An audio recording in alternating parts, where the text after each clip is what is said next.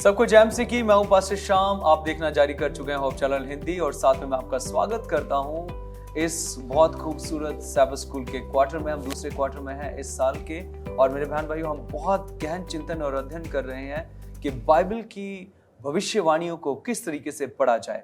आइए हम अपने अध्ययन को शुरुआत करते हैं। हमारे बीच में अतिथिगण है, मैं आपका स्वागत करता हूं आज हमारे साथ जुड़ने के लिए। प्रिय भाइयों, प्रभु यीशु मसीह के नाम में आप सबों को भाई आरपी सिंह का नमस्कार।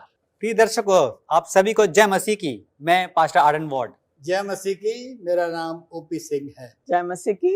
मेरा नाम डॉक्टर रिबेका सिंह है। आइए हम सब अपने अध्ययन को आगे बढ़ाएंगे प्रार्थना के साथ। मैं पास्टर आरपी सिंह जी से अनुरोध करूंगा प्रार्थना में अगुवाई करें। आइए हम दुआ करें। शुक्रगुजार हैं आसमानी बाप, तूने हमें ये मौका दिया है कि तेरी योजनाओं को हम समझ सकें। हम जानते हैं कि तूने इस धरती को बनाया है और तू हमसे प्रेम करता है। तेरे प्रेम को समझने के लिए शक्ति दे ताकि हम अपने जीवन में तुझसे लिपटे रहें और लोगों को तेरे प्रेम को बताने वाले हो सकें। ये विनती तेरे प्रिय पुत्र प्रभु यीशु मसीह के नाम से मांगते हैं, सुन और ग्रहण कर। आमीन। बहुत बहुत धन्यवाद पास्टर जी प्रार्थना के लिए। हमने पिछला जो हमारा अध्ययन था बहुत गहन था। हमने देखा था कि बाइबल की भविष्यवाणियों को समझने के लिए कुछ सिद्धांत हैं जिनको समझना हमें बहुत ज़रूरी है। और प्रिय दर्शकों, आज जो है हम देखेंगे उत्पत्ति का आधार। हम शुरुआत करेंगे उत्पत्ति से कि किस तरीके से हम ध्यान करेंगे, चिंतन मनन करेंगे इसके ऊपर। और आज का जो याद वचन है बहुत ही खूबसूरत है जो हमारे पास आता है, पहला यूहन्ना और उसका पहला अध्याय 29वां वचन। यहाँ पर कहता है, दूसरे दिन उसने यीशु को अपनी ओर आते देखकर कहा, देखो ये परमेश्वर का मेमना है जो जगत का पाप उठा ले जाता है। आमीन।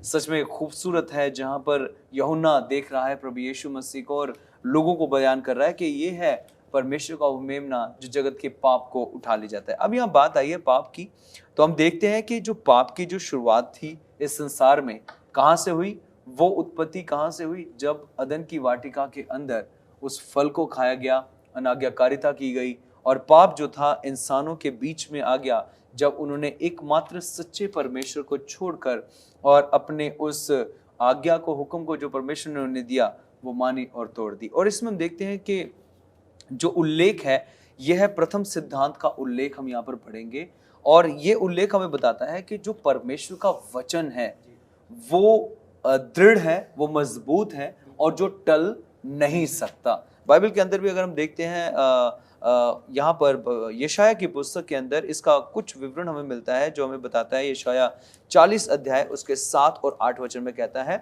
कि जब यहोवा की सांस उस पर चलती है तब घास सूख जाती है और फूल मुरझा जाते हैं, निसंदेह प्रजा घास है। और फिर अगला वचन कहता है 8वां वचन, घास तो सूख जाती है और फूल मुरझा जाता है परंतु हमारे परमेश्वर का वचन सदैव अटल रहेगा। आमीन। कितनी खूबसूरत बात है कि इस संसार में सारी चीजें जाती रहेंगी। हम मनुष्य हैं, हमारी उत्पत्ति हुई है, हमारा अंत भी होगा, लेकिन एक जो चीज इस संसार में बनी रहेगी वो है परमेश्वर का वचन जो कभी भी टलने वाला नहीं है। और ये प्रथम उल्लेख का जो है सिद्धांत है कि किस तरीके से जब बाइबल को हम पढ़ते हैं तो उसके वचन को हम सटीकता के साथ जब हम मानते हैं तो ये वचन ही हमें आगे जो है प्रफुल्लित करता है और वचन को समझने में हमें आशीष देता है। जी पास्टर जी। जैसे कि आपने अभी जिक्र किया कि उत्पत्ति जो हुई उसके बाद आज्ञा का उल्लंघन हुआ। जी बिल्कुल। और वो आज्ञा का उल्लंघन का मतलब है पाप हुआ। पाप हुआ, बिल्कुल। और पाप इस धरती पर समा गया। जी बिल्कुल। लेकिन हम पिछले भाग में हमने देखा कि वहाँ लिखा हुआ है सिद्धांतों को समझने के लिए कुछ हमारे पास कुछ सिद्धांत हैं जिनको हम भविष्यवाणी को समझ सकते हैं। बिल्कुल, बिल्कुल। तो जो भविष्यवाणियाँ हैं उसको समझाने के लिए परमेश्वर ने एक कहानी के रूप में भी हमें दिया है। जी बिल्कुल। तो आज के इसको समझने के लिए कि हम ये जो सब सब्जेक्ट मंडे का पाया जाता है कि परमेश्वर प्रेम है। आमीन, आमीन। और परमेश्वर ने हमें इसमें एक सच्ची कहानी दी है। जी बिल्कुल। अब्राहम की, जो उसने भक्त को निकाला। जी बिल्कुल। जब नूह का तूफान आया, जल प्रलय हुआ, उसके बाद जगह जगह लोग फैल गए, अपने अपने देश बनाने लगे, अपनी तरीके अपनाने लगे, तो परमेश्वर ने एक जाति को निकाला वहाँ से, बिल्कुल और उसमें से ये अब्राहम को निकाला। जी बिल्कुल। तो अब्राहम को निकालने के बाद जब उसको बेटा दिया उसकी वृद्ध अवस्था के समय में, जी। तो उससे एक बात बहुत कठिन जो एक बाप के लिए होती है वो कही जी कि तू अपने बेटे को बलिदान कर। बलिदान करते। तो वो जो बलिदान करने के लिए निकला वो क्या बताता है कि वो अपने बेटे से ज्यादा परमेश्वर से प्रेम करता है। बिल्कुल। और जब वो गया और जाकर उसने अपने सेवकों को नीचे मोरिया के नीचे रखा और कहा कि तुम यहाँ ठहरो, मैं अपने बेटे के साथ जाता हूँ। बिल्कुल। तो रास्ते में बच्चे ने भी कहा कि यहाँ लकड़ी है और सब कुछ है, लेकिन मेमना कहाँ, बलि के लिए बकरी कहाँ, वो मेमना कहाँ है? तो वो मेमना परमेश्वर हमें मुहैया कराएगा, ऐसा विश्वास उसने जताया। बिल्कुल। जब सब कुछ हो गया तो वहाँ पर परमेश्वर ने उसको रोका कि हाँ, तेरे विश्वास को हमने सुना, इसलिए वो विश्वासियों का पिता कहलाता है। आज हमारे विश्वासियों का पिता है। और जहाँ तक हमें समझ आता है कि परमेश्वर भी ऐसा है, उसने वचन में लिखा है। अगर हम नए नियम के पहले 4 पुस्तकों में देखें तो वहाँ पर परमेश्वर के प्रेम के बारे में जिक्र पाया जाता है। और उसमें एक पद है जो यूहन्ना 3 अध्याय के 16 पद है। उस 16 पद को हम कंठस्थ कर ले। परमेश्वर ने जगत से ऐसा प्रेम किया कि उसने अपना इकलौता पुत्र दिया, ताकि जो कोई उस पर विश्वास लाए नाश ना हो परंतु अनंत जीवन पाए। तो परमेश्वर का प्रेम ऐसा है। और वो जो हम कहानी बता रहे हैं अब्राहम की, वो ही बताना चाहता है कि परमेश्वर आपसे और मुझसे प्रेम करता है। और इसीलिए उसने अपना पुत्र प्रभु यीशु मसीह के रूप में इस धरती पर भेजा, ताकि हम उस बंधन से, जो पाप का बंधन है, उससे छुटकारा पाए। आमीन, आमीन, आमीन। बहुत बढ़िया, बहुत बहुत धन्यवाद पास्टर जी इन अच्छे विचारों के लिए। सच में प्रभु यीशु मसीह ही वो मेमना है जो जगत के पापों को उठा ले जाता है। बहुत बहुत धन्यवाद विचारों के लिए। प्रिय दर्शकों, आप कहीं मत जाइएगा, हमारा अध्ययन यूं ही चलता रहेगा। मिलते हैं आपसे एक छोटे से ब्रेक के बाद। प्रिय दर्शकों, आपका स्वागत है फिर से। ब्रेक के बाद हम चर्चा कर रहे हैं कि बाइबल की भविष्यवाणियों को किस तरीके से पढ़ा जाए। आइए हम चलते हैं अपने अतिथि गणों के पास और जानते हैं वचनों के और खास अध्ययन के विषय में। जी पास्टर वॉल्ट। थैंक यू भाई साहब। और हम देखते हैं, जैसा कि भाई साहब ने अभी बताया, कि किस तरह से हम देख रहे हैं अब्राहम को परमेश्वर ने चुना। और अब्राहम, जब हम जानते हैं वो परमेश्वर से बहुत प्रेम करता था, और उसकी जब परीक्षा हुई है ना, तो उसका बेटे के साथ में जब वो लेके जा रहा था, तो हम वहाँ पे देखते हैं कि एक यहाँ पे जो इसका मंगलवार का प्रश्न है, इसहाक का प्रश्न है, वो ये बोल सकते हैं। इसहाक वहाँ पे पूछता है, परमेश्वर आग तो है, इब्राहिम पिता आग तो है और लकड़ियाँ भी हैं, लेकिन मेमना कहाँ है? ये एक बहुत बड़ा प्रश्न है जिसके बारे में मनन करते हैं, चिंतन करेंगे। और मंगलवार के उसमें इसी के बारे में बात करता है। अगर हम देखें तो प्रकाशित वाक्य में, जैसा कि मैडम ने भी जो है कहा था, प्रकाशित वाक्य के बारे में हम बात करते हैं तो वो बहुत ज़्यादा इस पुस्तक में जो है एक शब्द जो है प्रतीकों में जो है पाया जाने वाला शब्द है, और वो और कोई नहीं है जिसके बारे में जो हम प्रतीकों के बारे में ये शब्द मेमना शब्द आया है। और ये मेमना और किसी को नहीं बल्कि प्रभु यीशु मसीह को दर्शाता है। आमीन। तो यहाँ पे अगर हम बात करते हैं, अगर हम बहुत सारे आयतें दी हैं, मैं नहीं चाहूँगा कि उन आयतों में हम जाएं, लेकिन हम यहाँ पे देखते हैं कि प्रश्न है, इसहाक का जो प्रश्न है कि मेमना कहाँ है। देखिए, पुराने नियम में कई बार जो है हम लोग बात जब करते हैं तो ऐसा कहा जाता है कि पुराने नियम में जो है प्रभु यीशु मसीह की बात नहीं हो रही है। लेकिन यहाँ पे अगर हम मेमना के बारे में बात करते हैं, तो जैसे मैंने आपको बताया, क्योंकि हम भविष्यवाणियों के बारे में बात कर रहे हैं, तो ये मेमना जो है वो प्रभु यीशु मसीह को रिप्रेजेंट करता है, उसकी ओर जो है संकेत करता है, और हमें ये बताता है कि ये मेमना कौन है। जैसा कि यहाँ पे जो प्रश्न है, मेमना कहाँ है, तो मेमना जो है वो प्रभु यीशु मसीह है। और मेरे प्रिय, यहाँ पे हम देखते हैं एक वचन और मैं आपके सामने पढ़ना चाहूँगा। ये वचन जो है यूहन्ना रचित सुसमाचार उसका पहला अध्याय उसका 29 वचन में यहाँ पे इस प्रकार से कहता है, दूसरे दिन उसने यीशु को अपनी ओर आते देखकर कहा, देखो यह परमेश्वर का मेमना है जो जगत का पाप उठा ले जाता है। आमीन। कितनी मनोहर बात जो है यहाँ पर कही गई है। तो देखिए यहाँ पे वही बोल रहा है। और इसके पहले भी अगर हम बात करते हैं तो यूहन्ना जो बपतिस्मा देने वाला था, हम देखते हैं कि जब वो भी यरदन नदी में बपतिस्मा दे रहा था और लोग जो है वहां पे आ रहे थे और से बपतिस्मा ले रहे थे, पापों से पश्चाताप कर रहे थे। लेकिन यहाँ पे एक बात जो है, अनोखी बात हम देखते हैं, जब प्रभु यीशु मसीह वहां पर आते हैं तो वहां पे भी जो है मत्ती की पुस्तक में उसका 3 अध्याय का 17 वचन में कहता है कि जब आकाश से जो है आकाशवाणी होती है और कहा जाता है कि ये मेरा प्रिय पुत्र है और इससे मैं बहुत अधिक क्या हूँ, प्रसन्न हूँ और मैं इससे क्या करता हूँ, प्रेम करता हूँ। तो फिर भी यहाँ पे हम देखते हैं तो प्रभु यीशु मसीह ही वो मेमना है जिसकी शुरुआत से जो है बात की जा रही है। और अगर हम भविष्यवाणी में जो संकेतों या प्रतीकों के बारे में बात कर रहे हैं तो मेमना जो प्रतीक है वो प्रभु यीशु मसीह का है। बहुत बहुत धन्यवाद पास्टर जी। जी पास्टर जी। वेडनेसडे का लेसन जो है, और यहाँ बताता है कि शुरू में आदम को बनाया और उसको आदन वाटिका में रखा गया और उसको कहा गया कि तू इसकी देखभाल कर जी। और खाने के लिए भी उसको बताया कि इस बागीचा के सब फल खा सकता है जी। सिर्फ एक जो बीच में है उसको नहीं खाना, और अगर जिस दिन तू खाएगा उसी दिन तू मर जाएगा जी। उसके बाद देखते हैं कि ऐसा हुआ, सर्प ने आकर के उसको ईव को बरगलाया और उन्होंने वो फल जो है खा लिया। उसके बाद उनका जो बेटा हुआ केन, उसमें बताते हैं उत्पत्ति की किताब 4 उसकी 8 से 15 आयत में लिखा है जी। तब केन ने अपने भाई हाबिल से कुछ कहा और जब वे मैदान में थे तब केन ने अपने भाई हाबिल को चढ़कर उसे घात किया। तब यहोवा ने केन से पूछा, तेरा भाई कहाँ है? उसने कहा, मालूम नहीं, और यहाँ तक कहा कि क्या मैं उसका रखवाला हूँ है जी। तो ये जो है खुदा ने उसको फिर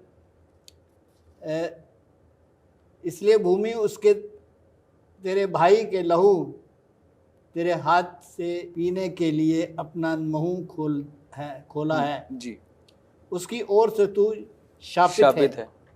चाहे तू भूमि पर खेती करे तो भी उसकी पूरी उपज फिर तुझे ना मिलेगी जी। और तू पृथ्वी पर भटकने वाला और भगोड़ा होगा। ये उसका जो था उसको शाप दिया गया, तेरा मेरा दंड सहने से ज़्यादा है। केन ने रिक्वेस्ट करी खुदा से कि मेरा जो आप दंड दे रहे हैं जी जी वो सहने से बाहर है। जी बिल्कुल। और इस तरह उसने फिर उसको कुछ चीज़ और बताई और जिससे कहा कि तुझे अब कोई डर भी नहीं है और लोग तुझे नहीं छुएंगे। जी। उसके बाद देखते हैं कि करंथियंस में पहला करंथियन 15 और उसके 15 से 19 में लिखा है, वरन हम परमेश्वर के झूठे गवाह ठहरे या मृत्यु पुनरुत्थान के बारे में बताया गया है जी कि हम झूठे गवाह नहीं ठहरे, क्योंकि हमने परमेश्वर के विषय में ये गवाही दी कि उसने मसीह को जिला दिया, यद्यपि नहीं जिलाया, यद्यपि मरे हुए नहीं जी उठते, और यदि मुर्दे नहीं जी उठते तो मसीह भी नहीं जी उठता, और यदि मसीह नहीं जी उठता तो हमारा विश्वास व्यर्थ है और तुम जब तक अपने पापों से में फंसे हो जी। अब तक वरन बिल्कुल जो मसीह में सोए हुए हैं वे भी नष्ट हुए जी बिल्कुल। यद्यपि हम केवल इसी जीवन में नहीं मसीह से आशा रखते हैं तो हम सब मनुष्य से अधिक अभागे हैं। तो हमें जो है ये मसीह में विश्वास करना कि वो मुर्दों में से जी उठा और तीसरे दिन सब लोगों को, अपने चेलों को और दूसरे लोगों को भी वो दिखाई दिया। के बाद प्रकाशित वाक्य में भी इसके बारे में बताया गया है। 1:8 में लिखा हुआ है, जी प्रभु परमेश्वर जो है और जो था और जो आने वाला है वो सर्वशक्तिमान है और कहता है मैं ही अल्फा और ओमेगा हूँ। आमीन आमीन। I am the first and the last. तो मसीह जो है जी उठा और उसी के आशा में हम हैं। बहुत बहुत धन्यवाद पास्टर जी आपके इन विचारों के लिए। प्रिय दर्शकों, आप कहीं मत जाएगा, हमारा अध्ययन यूं चलता रहेगा। मिलते हैं आपसे एक छोटे से ब्रेक के बाद। प्रिय दर्शकों, आपका स्वागत है फिर से ब्रेक के बाद। हम चर्चा कर रहे हैं बहुत ही खूबसूरत अध्ययन के ऊपर। आइए हम सब अपने अध्ययन को आगे बढ़ाते हैं और चलते हैं डॉक्टर रेबेका मैम के पास। जी मैम। Thank you sir. और मेरा जो टॉपिक है वो है थर्सडे का है और टॉपिक लिखा हुआ है सर्प या शैतान जी। और मैं ये देख रही थी इसमें, जैसे कि मिस्टर ओपी सिंह भी बता रहे थे, उत्पत्ति 3 अध्याय में जब यहाँ पे इन्हें आज्ञा दी गई कि इस पेड़ के पास भी नहीं जाना है जी। और यहाँ पे लिखा हुआ है 3 अध्याय की, तब सर्प ने स्त्री से कहा तुम निश्चय न मरोगे।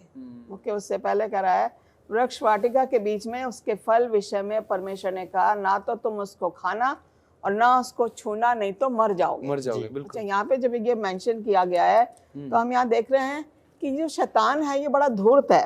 पहली आयत में देखें लिखा हुआ है धूर्त, 3 अध्याय की पहली आयत में जी। अच्छा, जब हम यहाँ देख रहे हैं ये धूर्त है और ये आदमी के भेष में बोल रहा है, तो ये यहाँ पे 2 प्राणी हैं, आदम और हवा, जो इनफैक्ट हवा है जी, जिसको इसने क्या करा, धोखा दिया। ओके, पूछा क्या तुम इस पेड़ के सारे फल खा सकते हो कि नहीं? उसने सब खा सकते सिवाय एक के जी। वो सच बोल रही है लेकिन इसने फिर भी उसको बरगलाया। हम प्रकाशित वाक्य 12वें अध्याय में अगर आप जाके देखें तो यहाँ पे एक स्त्री और अजगर का वर्णन किया गया है। बिल्कुल बिल्कुल। और यहाँ पे स्त्री जो है वो जाहिर होती कलीसिया जी। मेन चीज जो थर्सडे के लेसन में जो है वो है वर्शिप, आराधना, परमेश्वर की आराधना। बिल्कुल। ओके, स्त्री जो यहाँ पे 12वें अध्याय में दिया हुआ है, फिर स्वर्ग में एक बड़ा चिन्ह दिखाई दिया, अर्थात एक स्त्री जो सूर्य ओढ़े हुए और चांद उसके पांव तले था और उसके सर पे 12 तारों का मुकुट था जी। ये वो स्त्री है जो कि परमेश्वर की कलीसिया को जाहिर करती है जी। बिल्कुल। यहाँ पे आगे अगर हम देखें तो ये 2 प्राणी तो उत्पत्ति में हमने देखे, लेकिन प्रकाशित वाक्य में देखें तो सारे जगत को जो है शैतान क्या करने की कोशिश कर रहा है, भरमाने की कोशिश कर रहा है। जो उसने भरमाया उत्पत्ति में वही वो यहाँ पे लोगों को भरमाने की कोशिश कर रहा है।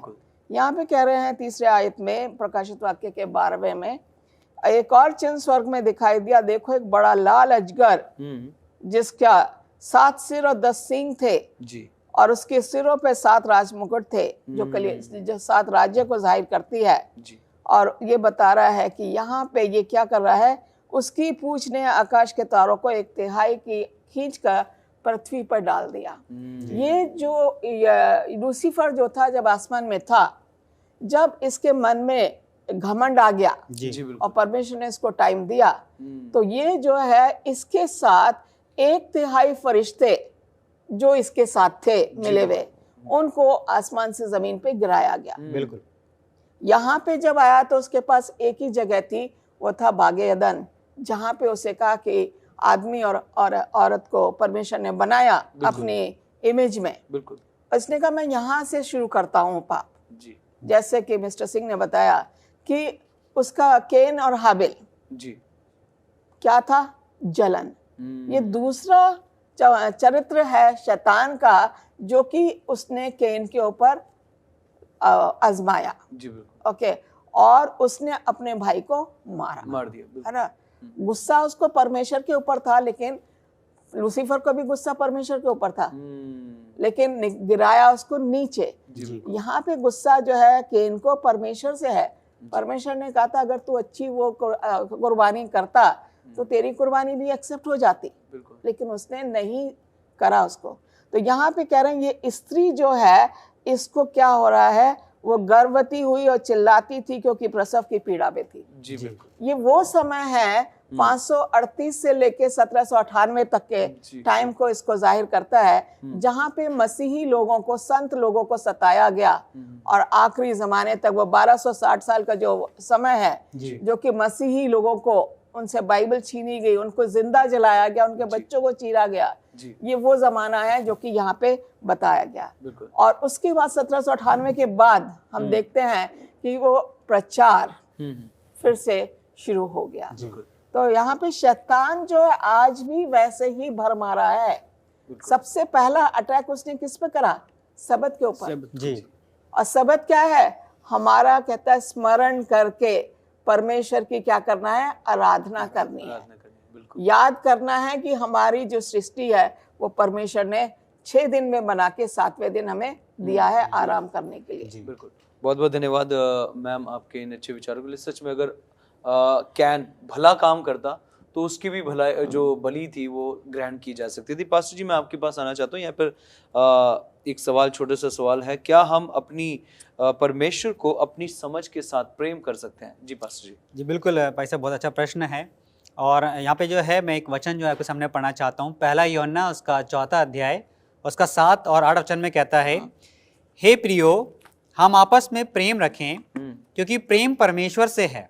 जो कोई प्रेम करता है वह परमेश्वर से जन्मा है और परमेश्वर को जानता है, और जो प्रेम नहीं रखता वह परमेश्वर को नहीं जानता क्योंकि परमेश्वर प्रेम है। तो देखिए यहाँ पे अगर हम बात करते हैं परमेश्वर ने अगर, और हमारे पास में एक बहुत अच्छा लेटर है जो परमेश्वर की तरफ से है, या बोलना चाहिए जो बाइबल के रूप में हमको परमेश्वर ने दिया है। तो ये परमेश्वर का जो वचन है, इसमें हमें अगर आपको परमेश्वर के प्रेम को जानना है तो इसको आप ज़्यादा से ज़्यादा हम उसको पढ़ें तो हम परमेश्वर हमें समझ देगा, ज्ञान देगा, बुद्धि देगा, ताकि हम उस प्रेम को और गहराई से समझ सके जैसा हमारा परमेश्वर का प्रेम है। बहुत बहुत धन्यवाद पास्टर जी इस अच्छे विचारों के लिए। और ये समय है कि हम अपने साबित स्कूल के अंत में जाएंगे, और मैं धन्यवादित हूँ आप सबका हमारे साथ स्टूडियो में जुड़ने के लिए, और धन्यवादित है दर्शकों आपका भी हमारे इस लेसन के अध्ययन को सुनने के लिए। आइए हम अंत में जाएंगे और पास्टर वॉर्ड से मैं रिक्वेस्ट करूंगा प्रार्थना में अगुवाई करें। आइए हम प्रार्थना करेंगे। धन्यवाद देते हैं पिता परमेश्वर, आप हम सभी के साथ में रहें, और प्रभु जी आज के इस अध्ययन में हम आपके नाम को ले सके इसलिए धन्यवाद देते हैं। प्रभु जी जब आगे मिलते हैं तो इस तरह से हम मिलकर आपके नाम की स्तुति, आपकी महिमा, आपको धन्यवाद देने वाले हो सकें। हर एक चीज़ों को आपके हाथों में सौंपते हैं प्रभु जी, अपने गलती गुनाह की माफ़ी मांगते हैं, और इस प्रार्थना को आपके प्रिय बेटे प्रभु यीशु मसीह के नाम में होकर मांगते हैं, आमीन। बहुत बहुत धन्यवाद पास्टर जी प्रार्थना के लिए। प्रिय दर्शकों आपसे मिलते हैं हम अगले अध्ययन में, तब तक आप सबको जय मसीह।